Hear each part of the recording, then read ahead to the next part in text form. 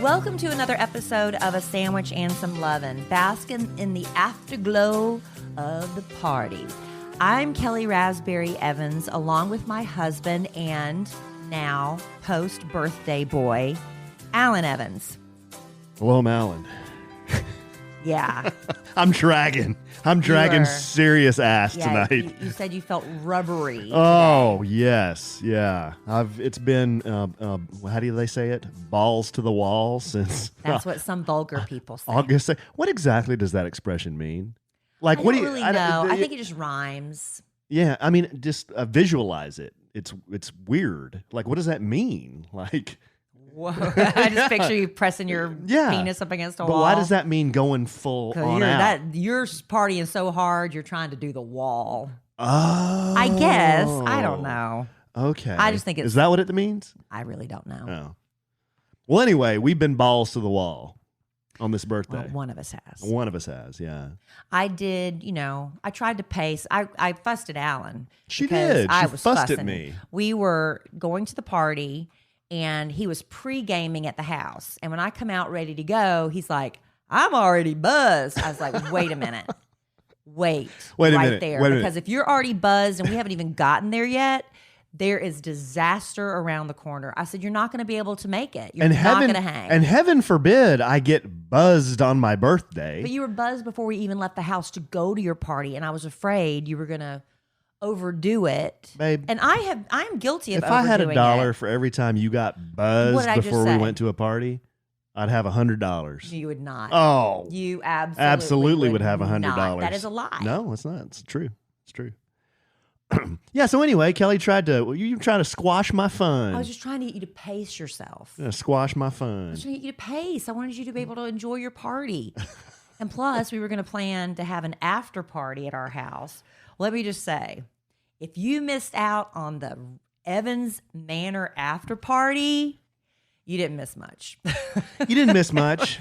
I think everybody was... It was the most low-key after party in the history of after parties. Everybody was spent. Unless you had an after party where 0 people showed up, then it would be a worse party. But as per usual, Jeff jumps in the pool. Yeah, he did. Only dude in the pool. He was wearing his underwear. In his underwear and his skivvies. Yeah. He's in the pool. But and oh my gosh, so much happened at this.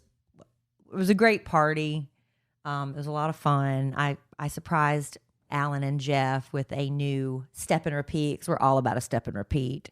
Since this was the second time y'all celebrated your birthdays together, I thought this is going to be an annual tradition. So let's get a step and repeat. We can pull out every year. Can I speak for the listener? Yeah. The first time you ever told me step and repeat. Oh, you didn't know what it was? I'm in the marketing business too, and I had never heard that phrase. Will you explain what a step and repeat is? Step and repeat is like a backdrop you stand in front of to have your picture taken. So if you ever go to a movie premiere or something, they'll have the name of the movie and whatever sponsors. Like if Belvedere Vodka is sponsoring it, so it'll have the movie name and all the sponsors on the backdrop, which is called the step and repeat. So what you do is you take a step, pose for the photographers, move down the line, step, pose for the photographers. You just step, repeat. And that's why it's called a step and repeat. Gotcha. So anyway, yeah, I had it. Your sister, in her infinite talent, made a logo for your birthday. Had our own birthday logo. Yeah, are you excited? Did we do good? Oh, I had a great birthday, yeah. And I guess we were going to recap some of that, starting from what you and I did together as a couple on my birthday, just you and I. Yes. And then that morphed into doing stuff with the kids. And then the next day, we did the big party. So yeah, we'll do all the. And then we spent Sunday basically recovering. Yeah, so we'll do the full recap. But real quick, because I have to do this real quick. Oh, but I also want to say we had such an outpouring of love for Allen after last podcast. So if you skipped the podcast before this one, I don't remember the episode number. 160. Episode 160.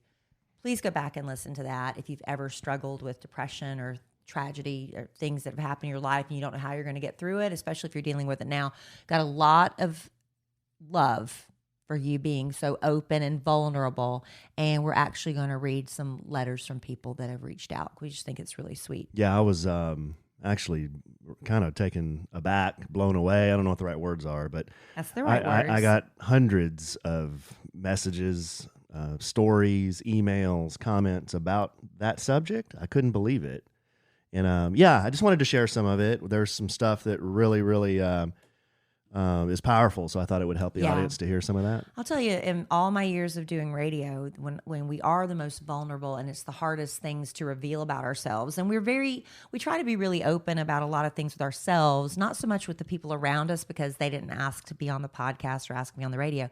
But when we do open up ourselves like that and expose what sometimes is an embarrassing part, that you maybe feel weak or stupid or just for sharing it, the love you get back is just incredible.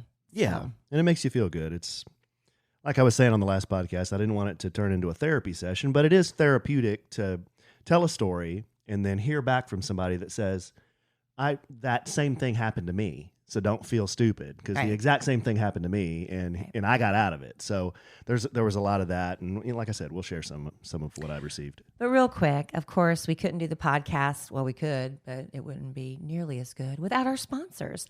And listen, we are in the process of getting ready to do a couple of bedroom makeovers for the girls in our family.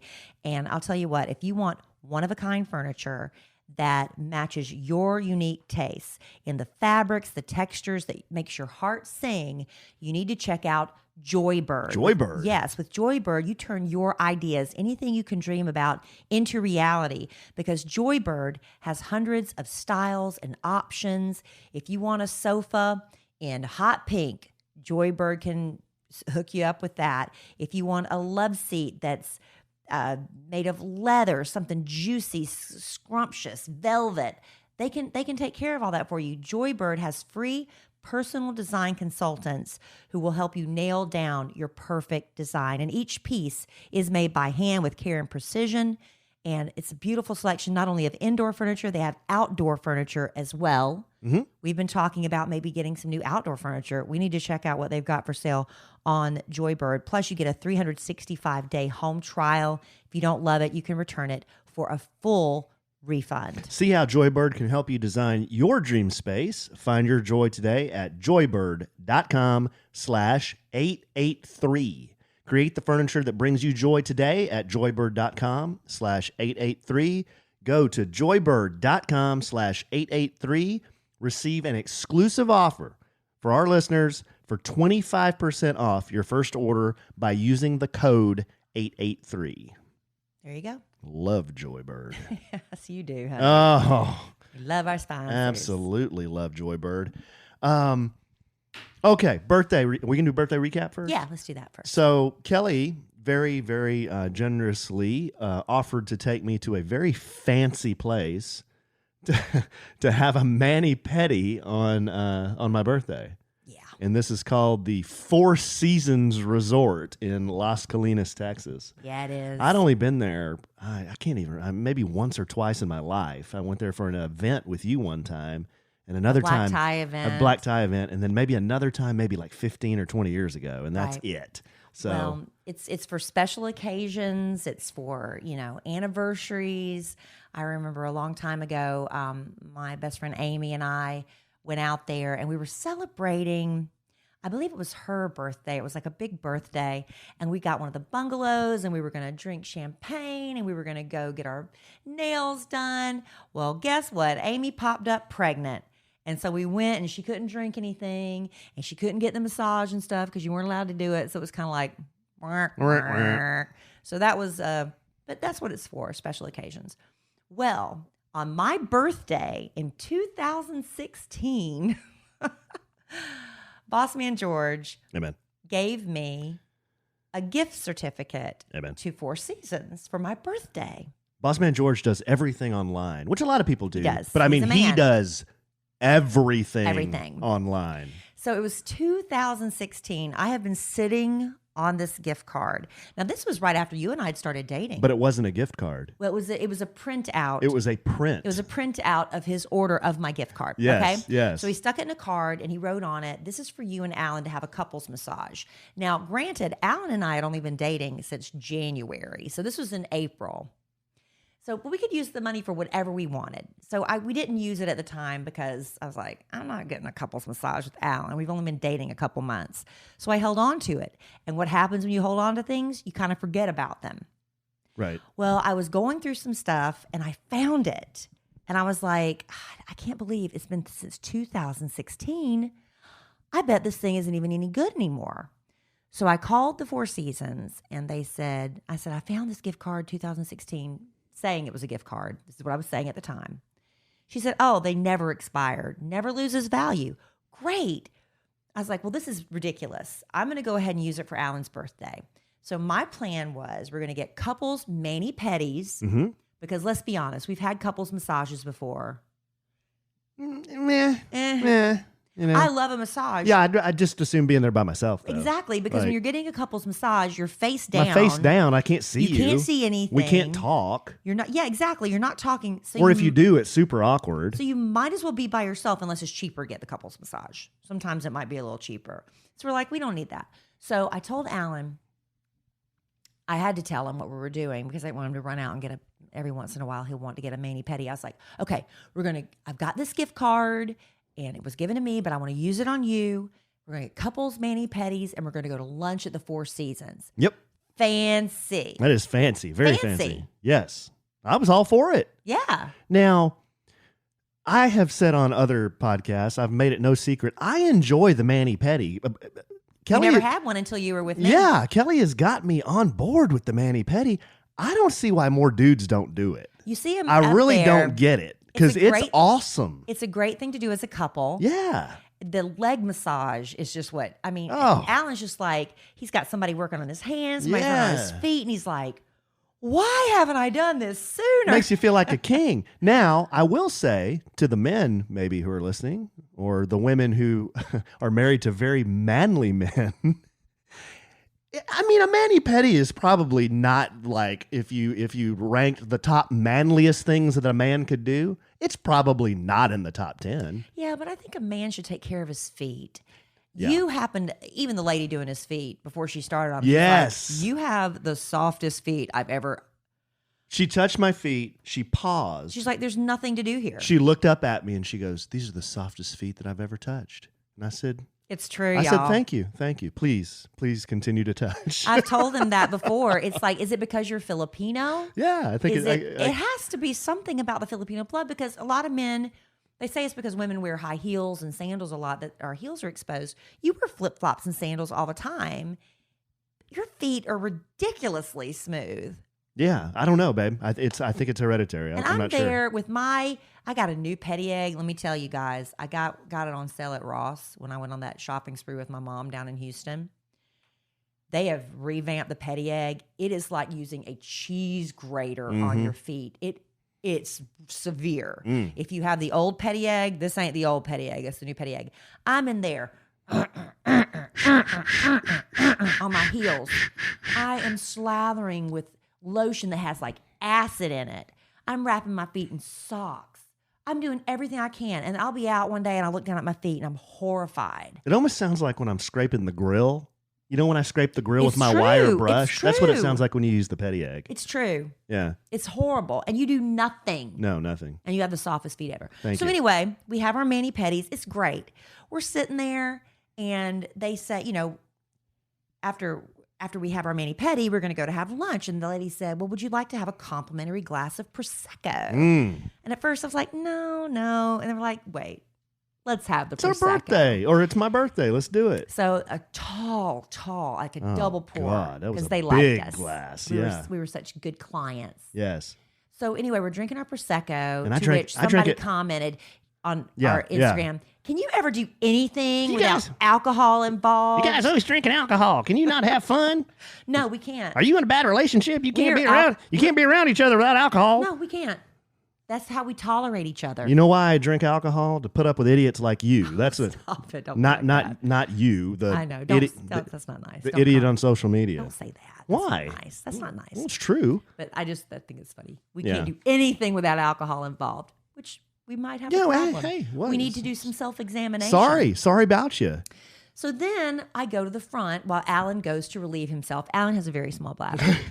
As I found with most men in my life, Kid Craddock couldn't go 5 minutes without finding a bathroom. So you go to use the bathroom, and I'm going to go take care of it because I've got a piece of paper with the gift card. Mm-hmm. So I go up to the front, and she said, this isn't a gift card. I said, but it's got an order number on it. She said, I know, that's not the gift card. It was a printed 8.5 by 11 sheet of paper from George's printer. Right, with the order number for the gift card. With a handwritten note that said, congratulations. But if he would have read that, and if I would have taken the time to read it 2-3 years ago, I would have seen that it said, look for another email with your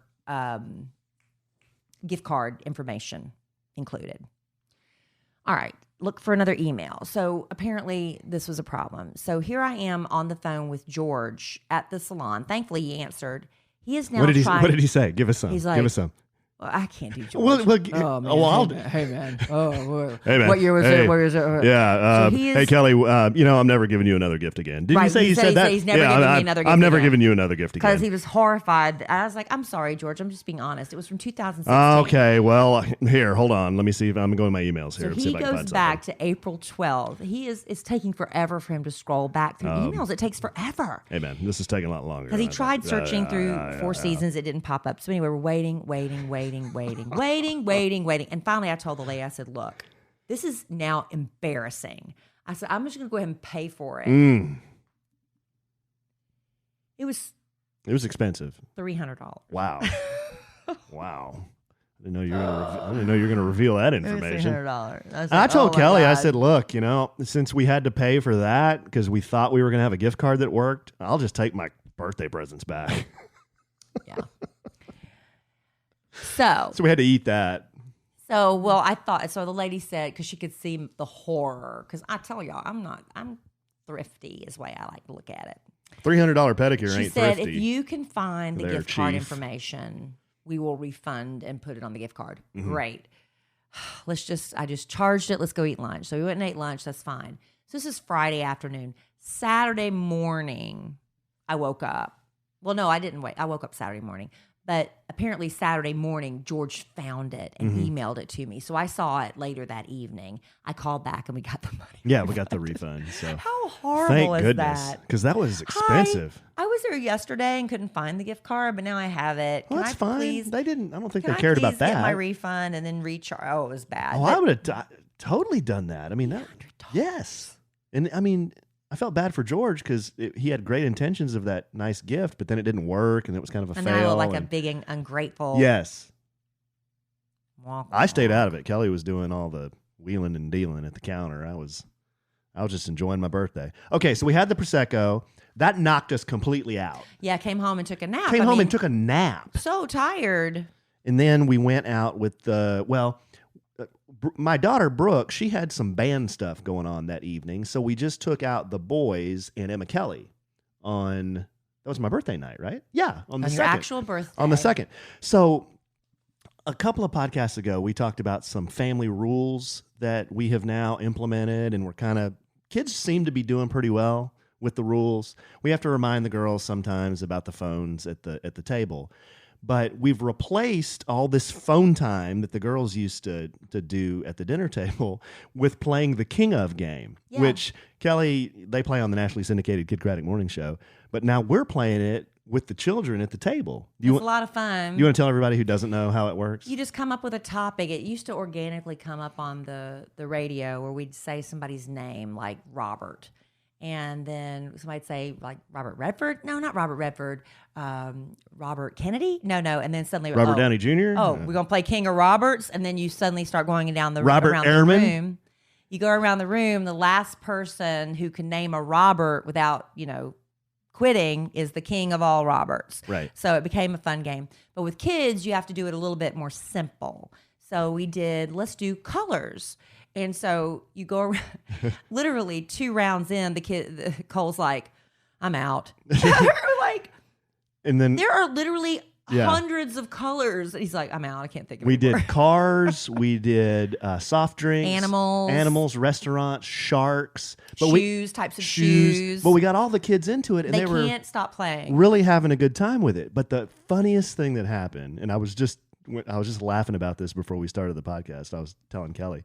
It was so funny because we were playing with the boys, or with everybody, Kelly included. And I think Kelly and Emma Kelly went out pretty early because it was car brands. Yeah, we were out on cars. So now it's just me and the boys. And my son Cole, he's 11. Now Dylan, the little guy, he's only 6. He'll be 7 pretty soon, but he's 6. And he was hanging in there. So, I'm like, Ford. And then Cole's like, Chevrolet. And then Dylan's like, Ferrari. And then I say, Porsche. And Cole says, GMC. And then Dylan, it gets to his turn, and you can see his face is he's got glassy eyes. He's kind of drawn up. His brain is working as hard as he can. Oh, you can see the gears turning, and he just goes, yogurt. Dude, yogurt. And he goes, sorry, I panicked. He's 7. Almost. He panicked. Not even 7 yet. He's not the cutest. So now whenever in our game, we've modified it so when you don't know anything, you just say yogurt. When you panic, you say yogurt. I'm out. Cute. Yeah, that's a fun game. You should try playing it with your kids. It's not like having deep discussions with your kids about what's going on in life, but it's fun and you're engaged and the kids aren't pouting because you won't let them be on their phone. Right. And it might take them a round or two to get involved. They're like, maybe I don't want to play. It's not fun. But once it goes around a couple of times and they're getting skipped over because they're sitting there thinking, well, nobody's saying, Robert Downey Jr. And then suddenly they're like, Robert Downey. They want to get in. They want to be a part of it. And then the boys... It's great for families. It really is. And the boys wanted to start playing just together with them two. Those two. Yeah, because they wanted to do Fortnite characters. Skins. They're like, we're out. We're out. I got nothing. Y'all two go back and forth on that. And they did. They went back and forth several times. So anyway, you finished belching and lurching. Yeah, I was lurching there for a minute. I'm sorry. Right. Hey, why don't you do that, and then we're going to go into part 2. Part 2. We'll transition into the next part. Well, this is really fun because I was not familiar with this line until I found out they were going to be working with us on the podcast. Have you heard of Everlane? I have. You have now. Yes. Look, would you buy a T-shirt? A lot of people do. $50 for the T-shirt. If you knew it only cost $7 to make, no, you wouldn't do that. But with Everlane, you never overpay for quality clothes. Everlane makes the premium essentials, and they use really great materials without all those traditional markups. And Everlane wants you to know what you're paying for and why you're paying for it. So they tell you the real costs. They're very transparent about every step in the process, from the materials they use to the ethical factories they work with. You're not going to ever buy something from Everlane and then see it on the news about the sweatshops. They're an ethical company, which I really love. The first thing I got from Everlane was that T-shirt dress, that bright corally red T-shirt dress that I wore to Mexico. Mm-hmm. I've gotten so many compliments on that dress. I got a beautiful pair of these Italian shoes from Everlane. All beautiful things, very stylish pieces that I know I'm going to have in my wardrobe for years to come. And versatile, simple, stylish. You know it's quality. You know it's made with a company that has ethics. And I think that's really important in this day and age. Absolutely it is. And right now you can check out our personalized collection at everlane.com/sandwich. Plus you'll get free shipping on your first order. Sweet. That's everlane.com/sandwich.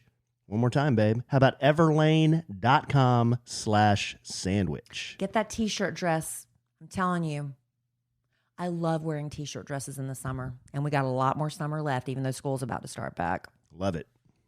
Love it, love it, love it. Okay, another thing I love is all the love I received, not only for my... We're not talking about your birthday? Birthday. Oh.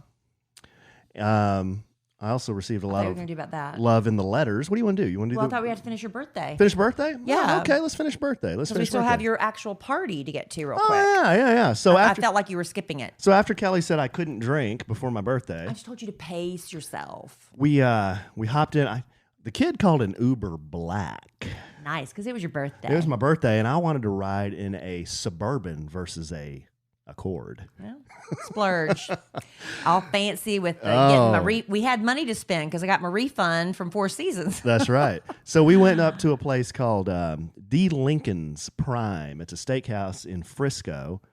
And it's one of Bad Influence Jeff's it's haunts. one of his haunts. He has some regular places where they name drinks after him. Right. They keep his own private stash behind the bar. Yes. He's that guy. He's that guy when he walks in the bar, all the bartenders look over. Jeff! Yeah, just like Norm Like from Norm Cheers. on Cheers. Jeff! Same thing, same bit. But it's a nice place, and they had the whole patio reserved for us, the outdoor patio, and it was attached to the interior bar, and lots of people were there. Radu, the violin guy, was the entertainment back again. We had several people from our Mexico trip. The podcast family vacation came. Lots of people. We had 2 couples that came all the way from Kansas to be. Isn't that crazy? To be here, yes. And another couple from Lubbock. They drove in. Another Some of couple Jeff's from friends drove in from Austin. We had them come in. Man, there was a lot of pressure to have a really good party. So a lot of people. Everything was wonderful. Not too many like balls to the wall crazy stories to tell though. In fact, it was pretty low key. Except Kelly, and I'll let her tell it. I'll just tease it up for her. But Kelly decides to try to fire up an oldie but goodie. It wasn't me. An oldie but goodie. It was Jeff. Let's fire up the conga line. That would be Bad Influence Jeff. So why don't you explain how all that works? We're standing there, just a few of us, just a handful of us, 6 of us, as a matter of fact. Right. Shanda, me, Leah, Natalie. Everybody but Shanda had been on the podcast family vacation. And Jeff said, conga line. Shanda's standing to his left. So he puts his hands on Shanda's shoulders or on her hips or whatever. And I'm like, all right, I'm not a big conga line person, but I'm a good sport. It's Bad Influence Jeff's birthday party as well as my husband's. Right. So I put my hands on Jeff's shoulders. I don't remember who's behind me. Melissa, Leah, Natalie. So it's like 6 of us. Mm-hmm. So we're like, here we go, conga. So we're coming from the patio. We go in through one door at the bar, and I'm number 3 in the conga line. So I can only imagine the train that's building up behind us. Oh, you think you got 50 people behind you? Yeah. So we're coming there. We go through the bar like, hey, everybody. Everybody's like, yeah, look at you and your conga line. So I figured they're just jumping on the back. So we come around the corner, we exit the bar, we come out on the patio, and this is where you get back to the open space where everybody follows you out and everybody dances with you on the dance floor. Yeah. We come out the conga line. Dun, dun, dun, dun, dun. It's the same 6 people that started it. Nobody joined that centipede. Nobody joined our conga line. And then it gets awkward, right? I got so tickled. I could not stop laughing because it's embarrassing. I was embarrassed. And I'm just doubled over laughing. And Melissa's husband, David, caught it all on video. Oh, absolutely. Yes. You got to catch the conga on video. That. Yes, you do. It is so embarrassing. The 6-person conga. And then nobody joined our conga line. What point do you look back or kind of look around? No, but when do you say, you know what, I'm not going around again? What do you do? Just drop off? Well, we got out to the dance floor. Yeah, then what do you do? We thought everybody, so I turn around like, here we're all going to dance now, and there's nobody. It was so bad. So what do? Just stop? I just doubled over laughing. Oh, okay. And then it just dissolved. And it kind of dissolved. Oh, it dissolved. Yeah. Oh, God. It was bad. Where was I? I think I was posted. You were in the bar. I was posted up at the bar. Watching 6 of us hop by. I was in there with Dan Sullivan. Me and Dan were You could have joined the drinking conga line. scotch. That would have been nice if you support your wife. You know, babe, I really didn't even see that you were doing it until I think it kind of dissolved. You know, it was just like, hey, so somebody said, oh, they were trying to get the conga going. And I looked and it had already broken up. Yeah, it was a big fail.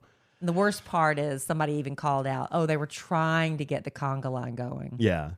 But anyway, so the big thing is like, we're going to have an after party. Because after my 25th anniversary party, we had so many people came back to our house and we were not prepared. So we were like, everybody's like, where's the party? Where's the after party? We're like, you can come, but we don't have any mixers or snacks or anything. So everybody came. They brought all this stuff. We had a great time. People were still talking about the after party. So we're like, well, let's do it again. But I think this was our mistake because I think after parties have to be spontaneous. Maybe. Oh, instead of saying you're having an after party? I guess, because I went out and got Kelly's all really these overthinking mixers, this. Yeah, Kelly's and feelings got hurt. We didn't have a bigger after party. Snacks and stuff, and it's going to be another great after party where JC was out by the pool playing guitar, and everybody's jumping in the pool swimming, and Alan's in his office doing magic tricks, and I'm having conversations with people in the kitchen. That's what I envisioned. What would you say? About 10 people came? Yeah, it was a smaller gathering this time. Not that they weren't lovely people. They were lovely. No, we had fun. It was very nice. Alan did a magic trick or two. I did too. But, and then our friend Jeff got in the water. Hey, and then let me call out our friend Tanya. I did one of my very best magic tricks, and she looked at it. She goes, I don't understand. I don't get it. I'm like, are you kidding me? That's like Little Bunny's card trick is the best I've got. I love Little Bunny. Yeah. She didn't get it. I blew Leah and Natalie away with Little Bunny. They were just dumbfounded. But Tanya didn't get it. I'm like, how do you not get that? I blame it on the after party.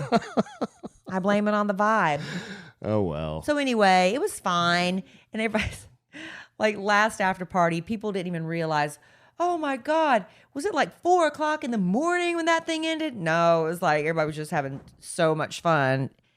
This time, everybody was like completely sober and good. Yeah. In bed by what, 11? Well, this is what happens when you, maybe when you turn 23, the after party rages a little later into the evening and a little more balls to the wall. When you turn 48, it's a little bit different. Yeah, we got a lot of text messages. We thought about coming, but we were just so tired. Yeah, it was late and I had to get back. And kids are expecting me to be home. And my dog's been there for a couple hours and Yeah. So, oh, well. Walk, walk. No, it was fun. It was a lot of fun. We appreciate everybody that came out. It was a lot of fun. Yeah, no, birthday was great. All right, you want to talk about some of these letters here? Read some of these letters? Yeah, so like we said last podcast, Alan was very open about making the decision this year to be better health-wise, physically, emotionally, mentally, and went through the process of taking himself with a doctor's supervision of his antidepressants, which he'd been on for more than a decade. About 11 years. 11 years. Yeah. Unbeknownst to me, I didn't know he was, because he tried it before cold turkey, and he was a bear. And then he would go back on him, and then he would tell me, okay, I want to apologize. I was, being really ornery or whatever, but I was trying to come off the antidepressants. I was like, oh. Well, that explains it again. So this time he did it under a doctor's supervision, and it went much better. Yeah. Now let me tell you something too. I'm not an expert in any of this. If you're listening and you do have problems or issues, you really should talk to somebody that knows what they're doing. I'm just sharing. We're just sharing our experience. Mm-hmm. That doesn't mean it's the right thing to do. It's just what I did. It's just what you did. And it worked for us, but we're not professionals, especially when it comes to health-related matters. We are professional podcasters. We are professional podcasters. I will say that, but no, we're not. No, we're not that either. But okay, so let me just jump into these. I'm not reading the names on any of these, just because it's kind of it can be a sensitive subject for some people. So here's some of the types of letters we received. So, hey, Alan, first off, always got to get in the good stuff, right? Love you and Kelly. I mean, who wouldn't? Aww. I woke up at 5 a.m. this morning and I couldn't sleep, so I decided to listen to the podcast. I was so touched. I have struggled with depression for years and I didn't realize it. My dad committed suicide back in 2015, 3 months before my wedding. Oh. It was the darkest time in my life, so when you spoke about loss, that hit home for me. Since then, I've tried to come out of it on the other side of things, but I was still hurting for so long. Back in March of this year, I decided to get in on an antidepressant, and it has changed my world. Obviously, I have my moments, but for the most part, I'm doing so much better. Good. As much as I would love to get off of them, I don't see that happening anytime soon. I'm doing this not only for myself, but for my marriage and my family. I'm so happy you got to wean yourself off, and I pray you continue on this path. Now, here's the thing, too. I'm not like anti-medicine. No. I just did not want to do it anymore. I am pro Prozac. I am pro Wellbutrin. I am pro what you need to do. You do what you need to do based on what your doctor tells you is the right thing to do. Mm-hmm. It had just been long enough for me, right? And I didn't need it anymore. And that's also a conversation you have to have with your doctor. Exactly. Here's another one. Kellie and Allen, I just want to send you some love. I listened to episode 160 of yours and Kelly's podcast. What you said was extremely brave, and I have so much respect for your honesty and truth. I have a parent that struggles with mental health and prescription medication, and sometimes I get so angry with her because I don't understand what she's going through. I know there are negative people out there that'll probably spread some negativity about this, but for all the people that you're helping, it's worth it. Your story is meaningful, and you have a lot of courage in sharing it. It's very impressive to see a man that will show and express truth and vulnerability. Keep up the great work. I love listening to you and Kelly. Well, thank you very much. It's very, very nice. But yeah, it's tough if I don't know, if you've never lived it. It is hard, I guess, for somebody to maybe understand what somebody who actually has that affliction is going through, because it's something that's very difficult to explain. It is, and especially there's a lot of guilt associated with depression. I know when I was really going through my dark times, I would feel so guilty because I was like, I have nothing to be depressed about. My life is good. I have a good job. I've got good friends, and I would still cry myself to sleep every single night. And a lot of times it's just, you can't even explain it. It's just this overwhelming sense of sadness. And it's hard to talk about it to people because what do they say? You have nothing to be, what do you have to be depressed about? Everything's so good for you. And that's just reinforcing the guilt for being depressed in the first place. So a lot of times it doesn't have to be like a catastrophic event that tips you into depression. It can just be something about your chemical makeup, your brain balance, something that's going on. And it's more than a feeling of sadness. It's way worse. Despair. It's way worse than that. It's really hard to explain, but it's very, very much everybody different goes than through that. Everybody goes through periods of funk. Yeah, sure. And that's a difference. If you can get out of it, it's the funk you can't get out of. Right. No matter how hard, you just can't. That's the overwhelming part. Here's another. Happy birthday, Alan. Well, thank you very much. Thank you for sharing your story. My family has never understood, this is just what we were talking about, has never understood my depression and why I am on medicine. When more people like you share your story, it helps so many more people than you think. You're strong. It makes me respect you more than I already did. Well, that's very nice. I felt like I could relate to you before, but now I really can. Thank you, Alan. Yeah. That's very nice. Let's see what else we got here, babe. It's hard when you don't have a lot of support, so you feel like you can't talk to anybody about it, so you just shut down. Exactly. Thank you for sharing your story on the podcast. Crying driving home on a road trip. This is probably one of the most powerful podcasts I've ever heard. I work with students and adults dealing with social emotional highs and lows and other things. And you've probably helped more people than you'll ever realize by showing that Instagram isn't real. And we all have issues. The world is better because of you and Kelly. Wow, that's very nice. Wow. Yeah, that's high praise right there. I hope you have the best year yet. And, when I said that, though, like, I think I made a comment like, you can look at somebody on Instagram and think, oh, he's got it all. And I was kind of poking fun at myself. I do have it all, and I did respond back to somebody that we were talking back and forth about this. I do have it all, but when I think what I have it all is, that's my health, that's my wife, that's my family, that's my children. They're happy and healthy, and I have a kind of a job, a career, things that I do that I enjoy, and I'm in a good spot there. So I do have it all, But I think if you're depressed. Yeah, those things are very important for you to feel like, for me to feel like I have it all. Those things. Those are the important things. A lot of the things you see on Instagram, and I'm not picking on anyone in particular, but you see a lot of shiny, fun, cool stuff on Instagram, right? And I think some people may see somebody and they think, wow, look at that life. That must be fun. That must be awesome. You just don't know what people are going through, even though they kind of portray that on social media. Yeah, with all the pretty filters. Yeah. But I do have it all. I have a great life, and I just think that my all is my health and my family's health.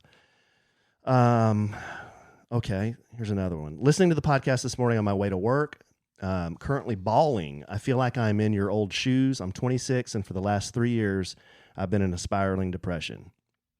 Keeping it all to myself. Yep. My husband hardly knows. Yep. And now with my dad having cancer, I'm not handling it all well. And we talked about this. It's like sometimes there's just a bunch of things that happen at once, and you're just like, shit, why is this? Yeah, it's you get absolutely. You get overwhelmed. And now with my dad having cancer, I'm not. Thank you so much for sharing. I don't feel so alone, but I just hope and pray I can pull through it and get to where you are now. It's taken a long time. These last 3 years have really been hard, and I have a feeling the next few will be equally as bad with the stuff going on with my dad, and I'm scared. But hearing you talk about your struggles gave me hope. Thank you. All those words are things that I understand, and I think a lot of people can understand. Bad things happen to good people, man. They just do, and when they happen, it's like, how do you react to them? For 3 years of spiraling depression, you really need to go talk to a doctor. And it doesn't have to be a psychiatrist. I think the first doctor I told it wasn't my OB. I've talked about it with my OBGYN before, but it was just a regular general practitioner. Is that what you call him? Your regular doctor. Right. I just told him flat out what I was going through. Like, I cry all the time and I don't know why. And he had a lot of questions for me, but he was able to prescribe. So you don't have to necessarily go to a psychiatrist or a therapist. You don't have to. You can make the first step with your woman doctor, your regular doctor, and they can give you guidance. At least point you the right direction. Yeah. Do you want to read one or two of these? Oh, well, if you'd like me to. Yeah, why don't you go ahead, babe? I don't want to feel like I'm taking over here. Why don't you read a couple? Which one? This is long. We'll paraphrase it. Well, okay. I've battled with depression on and off for years. The last 2 have been especially rough. My 12-year marriage is ending. I've tried for 2 years to make it work, but not having a willing partner makes it impossible. I started to self-medicate with alcohol, and a lot of it. I was drinking every night, and I'm ashamed to admit that I didn't know my limit, and most nights I overdrank. I gained 30 pounds in 6 months. I gave up. I finally reached my breaking point, started eating better, lots of work still to do there, and cut way back on alcohol. I've also weaned myself off of my antidepressants and started seeing a therapist once a month. I'm a long way from where I want or need to be, but I refuse to let my daughter see me like that ever again. You're an inspiration, Allen. It's hard to tell your truth, but once you do, you realize how many others are out there. You're not alone. I'm not alone. We're all in this together, whether we know each other personally or not. I'm proud of you, and I'm becoming more and more proud of myself each day. Here's to new beginnings and a new outlook on life, no matter what stage of this journey we're on. Oh, that's well, good. the alcohol, and I think a lot of people know this, but alcohol is a depressant. Yeah, it makes you feel. Kind of depresses your whole nervous system, and it reacts bad with different types of medicines, and depending on the medicine, it can make you feel even worse. I do know that. That's one thing I do know. And I also, something she said there reminded me that, when you're on those things, and we've talked about it, you've talked about it too, it kind of numbs how you feel, and you're not really happy, but you're not really sad too much. So then, for me, I looked to other things to kind of get a charge, and the charge was alcohol, sweets, doing things like that aren't good for you either. And then it kind of just compounds on each other. It's just I don't know. It's just kind of, sometimes it can be a spiral. You think you're doing the right thing by trying the medicine, but then that can lead to other things possibly. Well, just depending on your situation. Well, not every antidepressant is one size fits all. Right. You have to find the right one. That's why I don't know what I'm talking about when it comes to the types of medicines. For me, I have no idea. Yeah, for me, the doctor just put me on Prozac. That's the one you go on straight out the gate. And for me, like Alan said, I felt nothing. I was very even. I didn't have any highs. I didn't have any lows. I didn't have anything. And I didn't really like that feeling. So I talked to my doctor about that. I said, I need to have some, I want to have some emotion. It's like getting too much Botox, right? You just want to have the right amount of Botox. You want to be able to raise your eyebrows a little bit. Same thing with antidepressants. That was maybe a bad analogy. I'm not sure. But, That's creative, babe. Then I tried a different antidepressant. And, you try the different ones under a doctor's supervision until you find the right one that works for you. They're not all the same. Some people need a lot more than others. Sometimes if you're just going through like your parents dying of cancer and you're facing, some really scary things, you might just need something to help you get through that time in life. But if you're spiraling for 3 years, you really need to, get that. It's a long time to feel sad. Yep. I can't thank you enough for sharing your lives with your listeners, and especially as vulnerably as you did in your last podcast. Just yesterday, I had my first appointment with a therapist because I'd reached the breaking point and finally found the strength to tell my husband I need help. Depression runs deeply in my family, and I've had moments of it. But I would just grin and bear it, even though all I wanted to do was stay in bed. I said nothing out of fear, and my biggest fear was what my husband would think of me. This fear is deep-rooted due to my father leaving my mother over her depression. My husband has been wonderful and said he would do anything to help me through this time. What a blessing to have a partner who's truly there for the good, the bad, and the ugly. So here I am at the beginning of my journey, and I'm so inspired by your story. You've added to my motivation to take those steps at self-care and improvement, and for that, I am beyond grateful. Oh, that's nice. How nice to have a supportive spouse for that journey, because not everybody can say that. No, and you try it by yourself. It's 10 times harder, 100 times harder. Well, I think you got one more or no more? No, that's the same one. Okay. Yeah, Good. I think we're good. Well, that's just a sampling of the just types a sample. He's got so many more. There's hundreds we could talk about, but they're all pretty inspiring. Some of the stories were very sad, and some of the stories were asking for advice and things like that. I don't mind telling people like my story and what works for me, but again, I wish maybe in another life I'll be a professional counselor or something like that to help people like that, but I just think it's not too late, babe. You can go back to school. Maybe not. I really love helping people. If any of this helps, that it obviously did. You're getting a lot of feedback that it has. Hey, maybe it was worth it. Taking the stigma out of getting help for depression, I think, is half the battle. I'll tell you just real quick, a couple of quick stories about my family way back. I think I've told you about one of them. So my dad, he told me one time, he goes, on the Evans side of the family, there's mental illness. And I was like he was serious. And I'm like, really? And he said, yeah. He said, I used to have and I'm kind of laughing, and it's because it's my family, and I never met this man, but he said, and I think it was my dad's uncle or a great uncle, like way back. He said, he would carry this jar around with him. Yeah. And it was a clear jar, and it had a top on it. And my dad said my uncle would come in with this jar, and he would say that Hugh is in the jar. Hugh, Hugh. And everybody just kind of understood that this uncle had a friend in the jar, and his name was Hugh. So that's a little strange, And then my dad also had another. Whatever happened to Hugh? I don't know. I need to get to the bottom of that. Yeah, we'll ask my dad about Hugh. Yeah. And then my dad had another uncle. He was a gunner on a B-17 in World War II over Germany. There was an airplane called a B-17. It had a gun on the bottom, and he was in this glass ball, like trying to shoot down Nazis, right? Well, they got shot down over Germany, and he was captured, and he had to go to a concentration camp, and I think he was okay before that, but he came out and he was not okay. So he actually got out and he came back to the United States. But my dad said that he had mental problems after that, So he told me that story as well. But he said, this kind of goes, and there's some of this in the family. So I thought that was interesting.